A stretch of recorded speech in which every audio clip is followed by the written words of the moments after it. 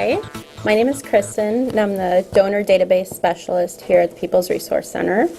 And today we're going to talk about Microsoft Access, which is a database system. So, a little bit about databases, what they are, why would we use them.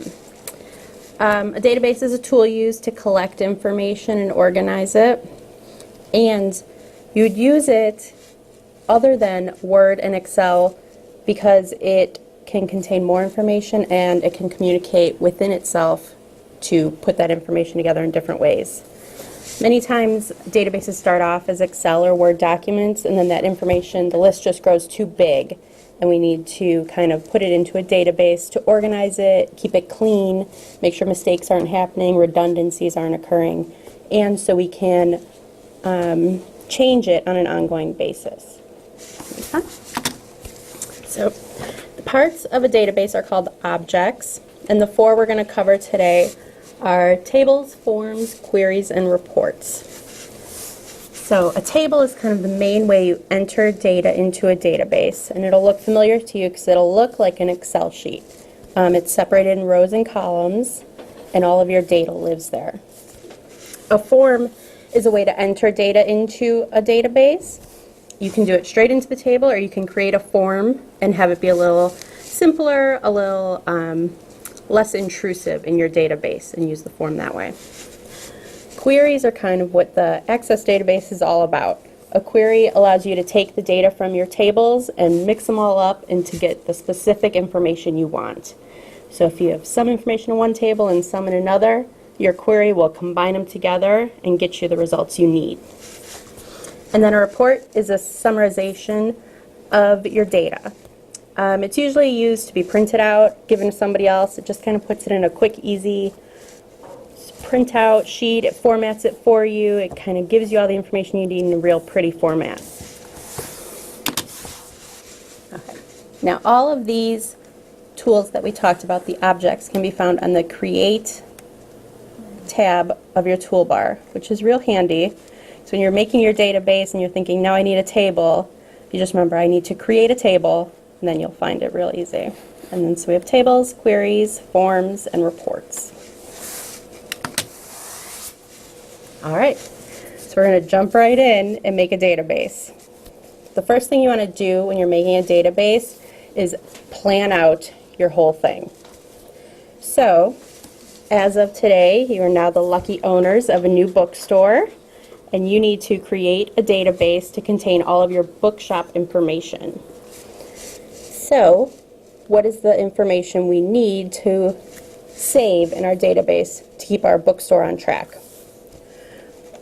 We're going to need to track the books, know what our inventory is, know what we have in stock, what we're carrying. We'll need to track our customers, know who's coming in, who we need to reach out to, who's visiting us. And then, of course, track our orders, know what's being purchased and when it was purchased, what we need to restock, things like that. So, using those three things, we can plan the tables we'll need to create our database. One for books, one for customers, one for orders. Okay? So we have three tables, and now we need to decide what's going to go in each table. In our books table, we'll want to include things about the book, the title, the author, the price, the category of the book, fiction, nonfiction, more detailed categories if you're ambitious. On our customer table, we'll just need customer information, first name, last name, their address, their email, so we can contact them. And on our order table, we'll just need information about our customer, who bought the book, and information about the book, which book was bought. Okay, so now we're hands-on. I've put a database on each of your computers. So this is what our database looks like. This gray space is where our database actually lives, where we're going to do all of our work. This is our workspace. On the side here, where it says All Access Objects, those are the parts of this database, the objects that we've created for this database. So right now I've created the three tables already, books, customers, orders, as we create the form and the query and the report, you'll see them line up there as well. It's like your index for this database. And up at the top, you'll see the Create tab, and it'll have all of our create tables, reports, queries. We'll start by looking at the books table. So if you pull that one up front, I've started loading some books for you, as you can see. And what we're going to do is add 2 more books. We're going to add one directly into the table, and then we're going to create a form and add the other one through the form. So, to put a book in our table, we're just going to simply click under the title, row, column, and we're going to add our book. Now you can add any book you want, or you could add the book I add. Whichever book you need to carry in your special bookstore, feel free. What I want you to notice is that the ID, we didn't start here. This is called a primary key, and it is in all of our tables. It's the first section of each table, and it autofills itself. What this does is it is how Access uses the information. It's how it identifies what we've put into the table, and when we use our queries or our reports, it's how it pulls the information together. So when I start typing my next book, you can see that the 10 auto-filled in. Access filled in the next ID number. Okay? So you can go ahead and add the book you want. We're going to put in a title, an author, a price,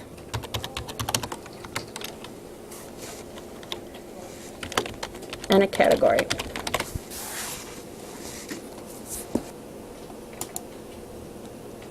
And then when you click off of that line, it'll be saved into your database. So now you've added a book to your database.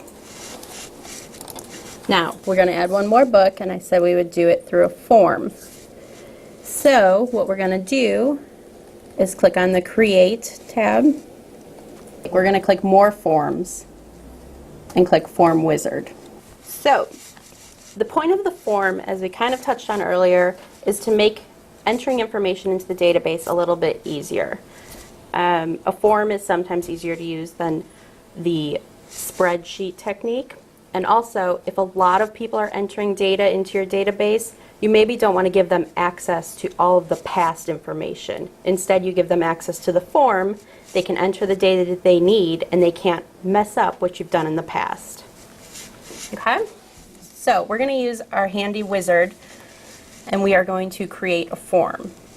So I want to use the books table, so that's already filled in, and the available fields. I want all of these fields to be in my form because I want to make sure I fill in the whole lot of it. So I'm going to click the double arrows here, and they should all jump over to the other side. And we're going to click Next. This page just kind of gives us the layout of our form. If we want to change it to look a little different, we don't like how it's coming out, we can change the layout, but we don't need to today, so we're going to click Next. What style would you like? I'm going to go with Next again. We don't need anything fancy today. And then what title do you want for your form? So this is going to be how your form is saved, the title you're going to look for when you want to enter a new book. So I'm going to put Book Entry, and that's going to be what my form is called. Then I'm going to click Finish, and it'll open up your form in your database.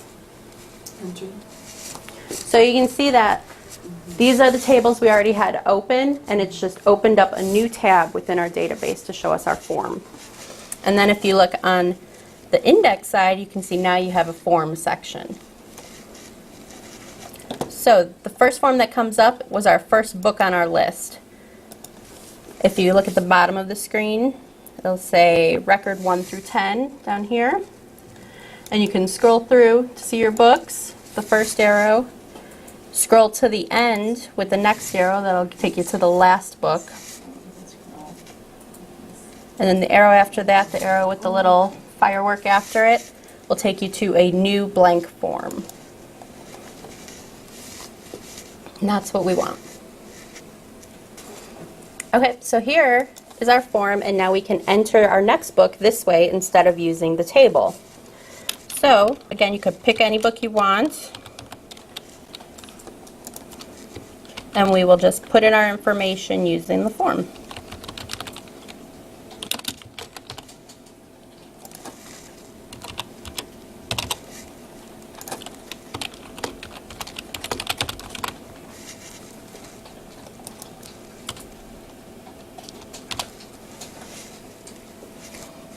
When we're done, we'll click Save at the top right here. So this is saving this form in your database. So here on the side, where all of our objects are saved in our database, this form is now part of those. Okay. So now if we scroll back to our Books tab, the first one in our list over here,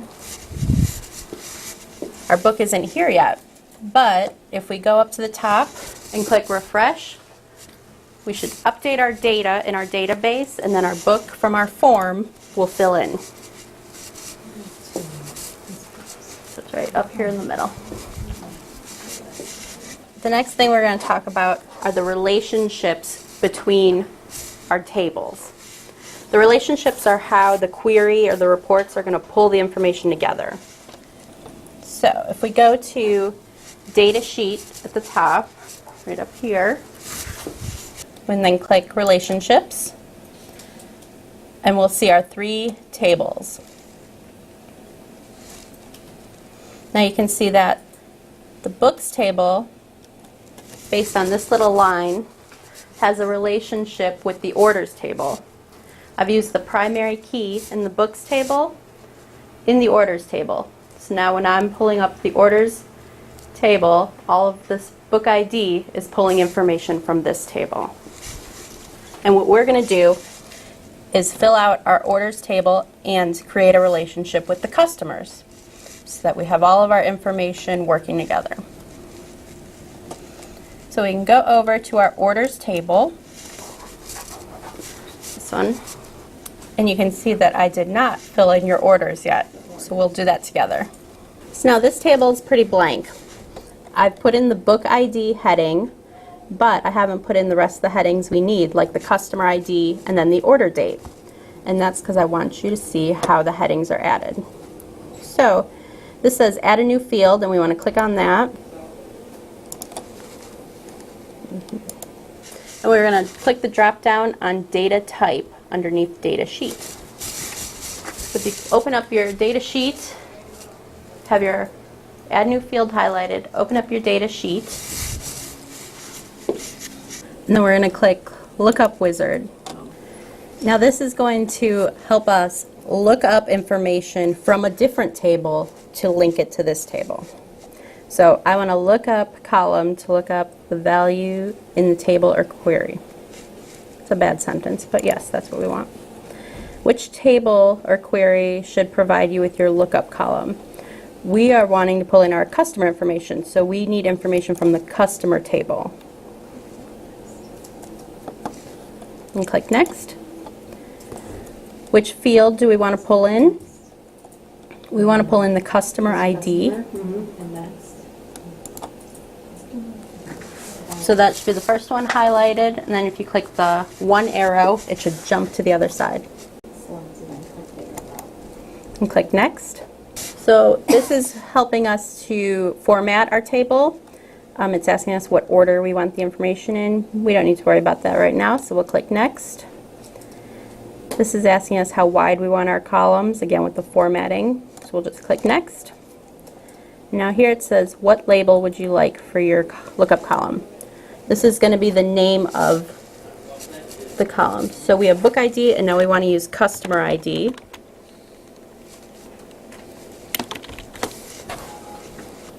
And then we'll click Finish. And now our column should have our new heading in it. And we should have another Add New Field after that. Okay, perfect. So we're going to add one more new field to our sheet, and it is going to be a date field. So we'll go back, we'll highlight our add new field, go back to data type, and we'll choose date and time. So if you double click on the heading, then we can change it to the title we want. And I'm going to say order date. So now we've set up our table for our orders, and we just need to add some information in. We need some orders to keep our business going. So you'll see that if you click in the first empty box of book ID, you get this drop down arrow. And if you open it up, you'll see 1 through 11, and those correspond to our 11 books in our inventory list on our book table.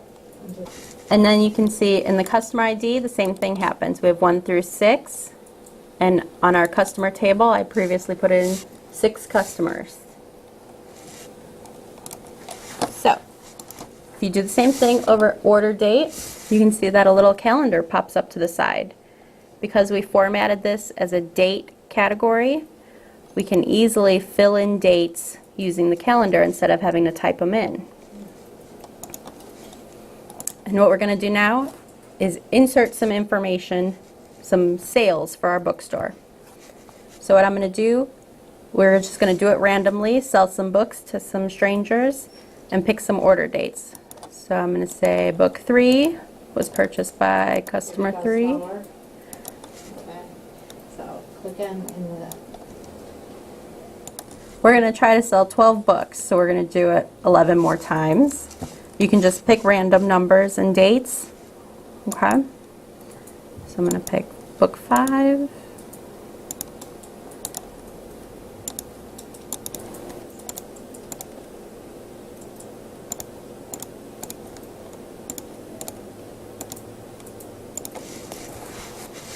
Okay, so just to recap, we have our 3 tables open.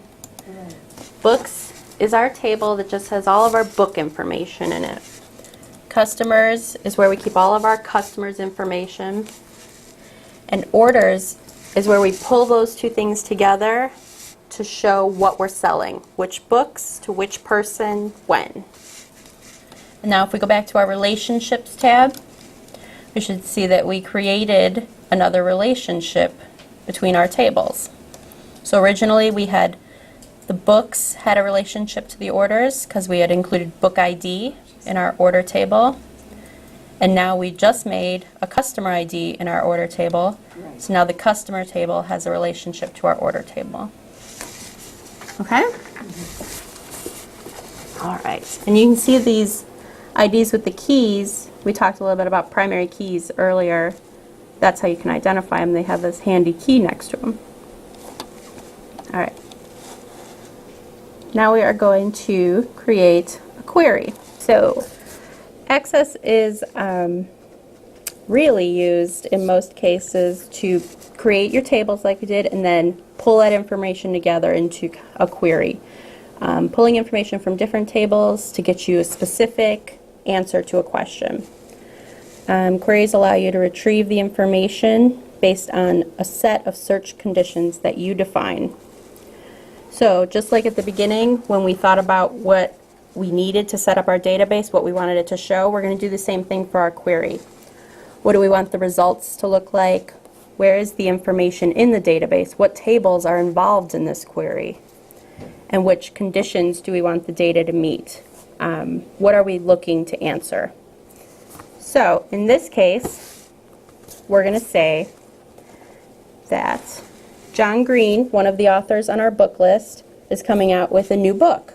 And we want to let all of the customers that have previously bought his books know that he has a new book.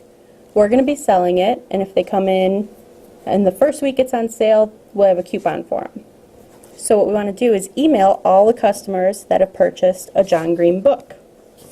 So what we need our query to do is give us a list of all of the email addresses of customers that purchased John Green books. So we can go up to create.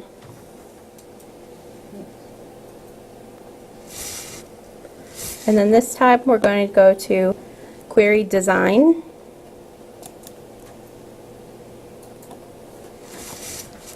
And then we'll have the show table and this new data come down to the bottom. Okay. On our show table, it's asking us which tables are included in this query. So we need our books because we need to know which John Green books were sold. We need our customers table because we need to know the email address of the customers. And we need our order table because we need to know who bought the which book. So what we're going to do is books is highlighted, we're going to click add. Customers is the next one, we'll click add. And orders, add. So we'll bring all three tables into this query. And then we can close this show table because we're all done with it. So now we have our three tables up at the top, and it kind of looks like our relationships, but they're a little bit mixed up. So we can drag, if you click on and drag the tables, we can put them back in order that makes more sense. So you don't strictly need to, but I think it's fun because they look like little dancing guys. Okay, so now we have our three tables that we're going to use, and we have our blank query data space at the bottom. So on the side at the bottom it says field, table, sort, show, criteria. And what we're going to do is start filling in what we want our query to do. You see there's a drop-down box next to field.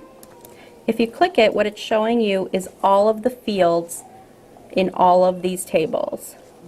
So we have book ID, title, author, all the customer information, all the order information. Click on this one. And from here we can pick what we want to include, but it's a little bit confusing. What I want to include is the book author. And now you can see that your field author from your table book is filled in on your query. Now underneath criteria, we don't want to see all of the authors in our query. We only need to see John Green information. So what I'm going to do is I'm going to add Green, John, because that's how it is in our table, down under criteria, and I'm going to put quotation marks around it so that the database knows it's one word. So click this again, and go to, So we have our first set of parameters. In the next column, we're going to enter our second set. So what else we wanted to see was our customers who bought that book, their email address.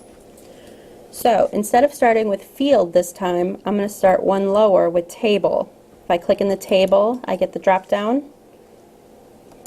And now I'm picking between the three tables. So I want the customer table because I'm looking for my customer information. Since we put in customers and told it which table we're looking at first, then when we go up to field, the top one, and click that drop down, we'll only see the fields in the customer table. And we want email. So now we're ready to run our query and see if it worked. So up at the top, there is a very startling red exclamation point. It says run underneath, and that is going to run our query. Everybody's got some data in their query? yes. Yeah. Perfect. That's perfect. So we all did different orders, so we're going to have different data in our query. That's fun. So now we have every email address that bought a John Green book. And now we can send our customers an email and let them know that he's got a new book coming out. And we did that by combining information from both our books, our customers, and our order tables. So the last thing we're going to cover is turning this query into a report. So if we go back up to our create, and we can click on Report Wizard. Ooh. We'll first have to save our query.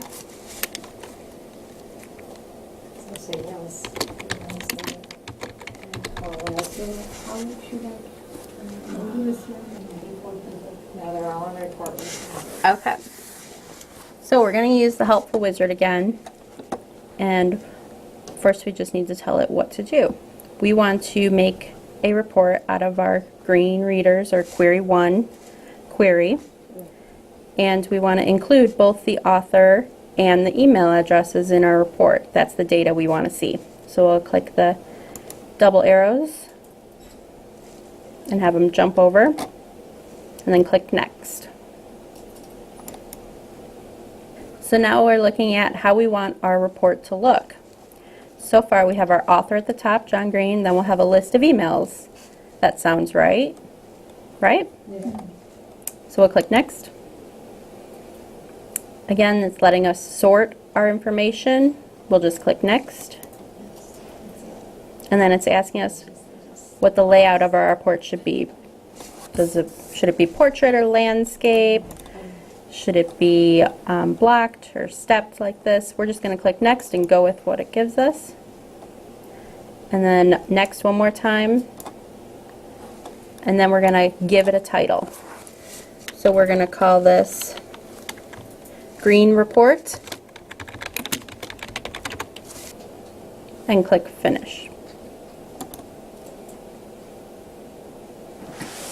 Now you can see it's opened up another tab at the top. And you have this handy report. It shows you John Green and all of the email addresses that purchased that book. So you can print this out, give it to whoever you need to, or save it however you'd like to. And it's in a nice, easy to read format. So every time, every query report, and it has to be saved? Yes, it has to be saved to transfer it into the report. Okay, and you can look on your Access Objects column here, and you can see that now, besides the tables, we've created a query, we created a form, and we created a report. So now these are all the objects saved in this database. It's something that takes a lot of practice. And you can, like, I just made up this information, so if you just open Access and start playing with it and running into roadblocks and going back and fixing them, it's easy once you kind of grasp onto those main points. Put your information in the tables, create relationships between the tables, and then you can run the query on those tables. Just takes practice.